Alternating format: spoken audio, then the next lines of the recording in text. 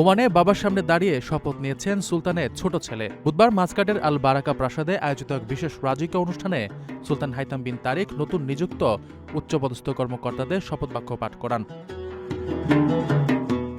অনুষ্ঠানে সুলতানের ছোট ছেলে সাইদ বিলারাব বিন হাইথাম আল সাইদ মাসকাটের গভর্নর এবং স্টেট মিনিস্টার হিসেবে আনুষ্ঠানিকভাবে দায়িত্ব গ্রহণ করেন। নিজের বাবার সামনে দাঁড়িয়ে তার এই শপথ গ্রহণের বিষয়টি ওমানের প্রশাসনিক ও রাজকীয় পরিমণ্ডলে বিশেষভাবে আলোচিত হচ্ছে। শপথের পর বিলারাব সুলতানকে আলিঙ্গন করেন এবং কপালে চুমু খান।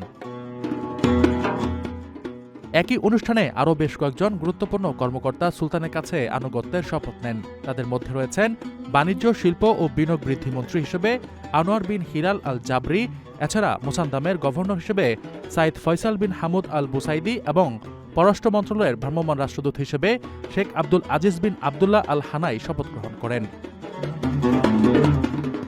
ওমানের প্রশাসনিক কার্যক্রমকে আরও গতিশীল ও আধুনিক করার লক্ষ্যেই এই নতুন নিয়োগগুলো কার্যকর করা হয়েছে। ওমানের সেরা রেট দিচ্ছে বাংলাদেশি প্রতিষ্ঠান গালফ এক্সচেঞ্জ।